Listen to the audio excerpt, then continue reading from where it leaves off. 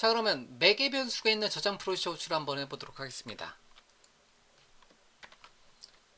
자, 저장 프로시저를 하나 더 만들어 주도록 하겠습니다. 그래서 추가, 새로운 저장 프로시저를 하나 추가하자. 그래서 get table by id. 그래서 이제 그 테이블 정보를 읽어오는 get table by id라는 이름의 저장 프로시저를 하나 만들고요. 그런 다음에 이제 파라미터는 이제 id는 정수형으로 넘겨주고요. 자, 디폴트 파라미터는 그냥 없는 걸로 주고요. 그 다음에 좀 전에 제가 카피해 놓은 거 있으니까 이거에서 select 뭐뭐뭐 from tables where절 id equal 넘겨준 at id 이렇게 이제 get table by id라는 이름의 저장 프로시저를 하나 만들어 주도록 하겠습니다. 자, 그러고 나서 다시 데이터베이스에다가 게시를 하도록 하겠습니다.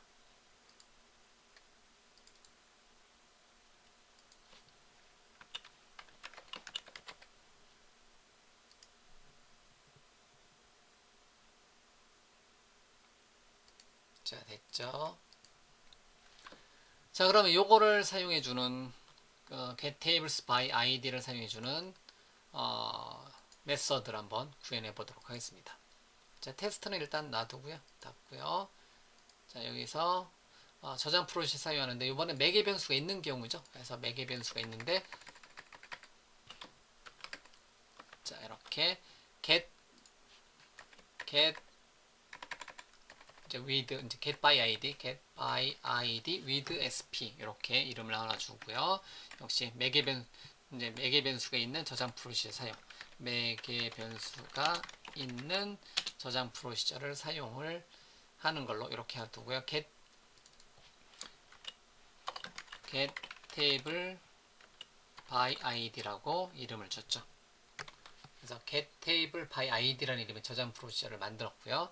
그거를 하면 되는데 이제 얘는 매개 변수로 뭐를 받아요? id 값을 받잖아요. 그러면 다른 거 없어요. 여기다가 하나만 더 주면 돼요. 그래서 new anonymous type 이렇게 주고요. 이제 어떤 이름으로? at id니까 id는 뭐로? id로. 그래서 id는 여기다 만들어 줘야 되겠네요. 정수형 id 값을 하나 만들어주면 그거를 바탕으로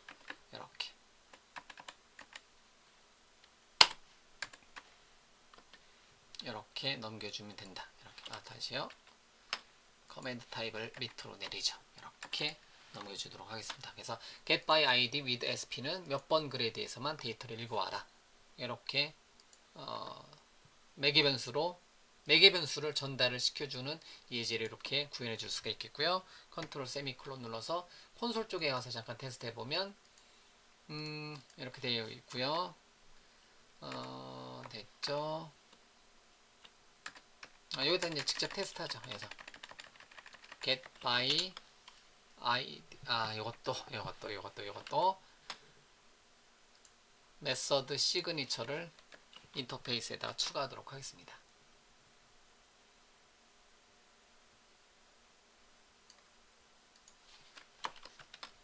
예, 추가했고요. 다시요. get by id with stored procedure 얘로 호출해주고, 예를 들면 2번 데이터로 호출해주면 2번 둘째가 실행이 되겠죠. 그래서 시작 프로젝터 잡고 2번 둘째, 자, 실행하면 2번 둘째가 실행이 되는 거고요. 만약에 4번 하면 네 번째가 실행이 되겠죠. 이렇게 4번 네 번째가 실행이 되는 것을 알 수가 있습니다. 이렇게. 그래서 매개 변수가 있는 거 똑같은 이제 인라인 SQL로 만들어 놓은 거랑 똑같습니다. 똑같아요. 다만 이렇게 매개 변수를 이렇게 매개 변수가 있는 저장 프로시저는 이 매개 변수 자리에다가 뭐는 뭐 이렇게 넘겨줄 수가 있다라는 거예요. 저는 매개 변수가 있는 저장 프로시저인데 요만큼을 카피 앤 페이스트로 한번 더 하는데요. 다이나믹 파라미터 이제 매개 변수도 마찬가지고요. 저장 프로시저 마찬가지고요. 다이나믹 다이나믹 파라미터 사용 이렇게 하도록 하겠습니다. 그냥 클래스 이름 그대로 쓸게요. 다이나믹스 파라미터스 다이나믹 파라미터스 사용을 한번 해보도록 할게요. 그래서 with sp를 사용하고 with 다이나믹 파라미터 이렇게 해주도록 하겠습니다. 그래서 아이디는 어차피 우리는 하나밖에 없지만요. get by id를 해주는데요. get by id라는 이름의 저장 프로시저를 호출을 해줄 겁니다. 근데 이 파라미터 자리에다가 여기 어네너머스 타입을 쓰는 게 아니라 파라미터를 우리가 직접 지정을 해줄 수가 있습니다. 그래서 파라미터를 지정해 줄 수 있는데요. 그래서 파라미터는 여러 개 있을 수 있는데 우리는 하나밖에 없어요. 지금 하나밖에 없지만 어쨌든 아이디하고 뭐하고 이제 이렇게 아이디하고 노트 이 두 개밖에 일반적으로 없잖아요. 그래서 어쨌든 파라미터는 new 다이나믹 파라미터의 인스턴스를 만들고요. parameters.add 메서드를 사용해서 add 메서드 사용해서 add id라는 이름의 파라미터는 어떻게 해라? value라는 이름의 속성을 사용해서 value는 넘겨준 id를 지정해 주고요. 그 다음에 요거에 대한 db 타입은 db 타입 점 이제 integer 32 이렇게 int 32로 지정하고 그 다음에 파라미터에 대한 옵션은 이거를 int 32로 지정하고요. 콤마 치고 그 다음에 디렉션을 지정을 해줄 수가 있습니다. 디렉션은 이제 파라미터 디렉션 점 인풋 이제 입력 전용이라든가 이제 인풋 또는 아웃풋이라든가 또는 리턴 밸류라든가 요거는 저장 프로시저에 따라서 틀리겠죠. 그래서 인풋만 일단은 사용을 해주도록 하겠습니다. 기본값이긴 한데요. 예, 이렇게 인풋만 지정을 해주도록 하겠습니다. 그래서 id 파라미터 id에 대해서 value는 넘겨준 값으로 db 타입 그 다음에 디렉션 이렇게 디렉션까지 이렇게 앞쪽으로 넣죠. 그래서 이렇게 하나의 파라미터에 대해서 이렇게 줄 수가 있겠고요. 나머지 파라미터에 대해서 이제 기본값은 문자 같은 게 기본이니까 생략도 가능하고요. 이렇게 줄 수가 있다는 거죠. 그러고 나서 여기 어네너머스 타입 요 자리 여기에 new id 자리에 파라미터 여러 개 올 수 있잖아요. 그러면 그 파라미터 컬렉션 얘를 사용해서 처리를 해줄 수가 있습니다. 물론 지금은 우리는 그냥 파라미터가 at id가 하나밖에 없는 요 예제이긴 하지만 현재 예제는요. 어쨌든 이렇게 다이나믹 파라미터 개체 만들었고요. 파라미터 개수만큼 이제 이렇게 지정을 해줄 수가 있습니다. 예, 이렇게요. 가장 기본적인 거는 id하고 id만 딱 넣어줘도 상관없어요. 예, 참고적으로요. 예를 들면 파라미터가 만약에 이건 주석 처리해 놓을 건데요. parameters.add 해서 예를 들면 add note 이제 노트를 넣어준다. 그러면 노트는 이제 노트 이런 식으로 어떤 값을 넣어줄 수가 있다라는 거죠. 근데 지금은 이걸 받는 게 아니기 때문에 이제 이거를 사용하지 않고요. 그 다음에 나중에 실행하고 나서 물론 이제 그 execute 이제 저장 프로시저를 실행하고 나서 특정한 값을 이제 return value를 받을 때는요. 파라미터의 output value를 받을 때는요.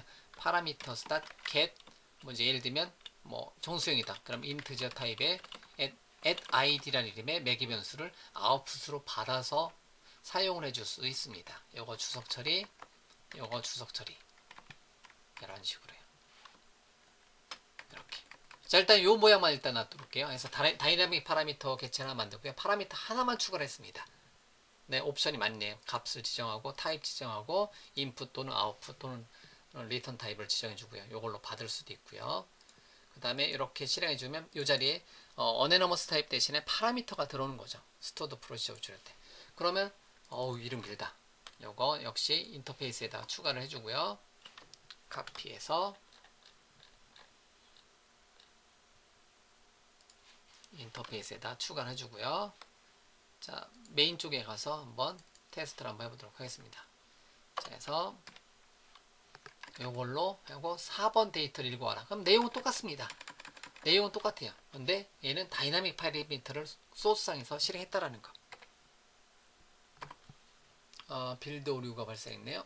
잠시만요. 세미콜론이 필요합니다. 어디? 인터페이스. 제가 인터페이스 요거 세미콜론 저장. 다시 실행. 자, 결과는 좀 전 거하고 동일합니다. 아이디는 4번, 네 번째 출력이 되는 거죠. 요 네 번째. 근데 코드상에서는 차이점이 있다면 다이나믹 파라미터를 한번 써보았다는 거죠.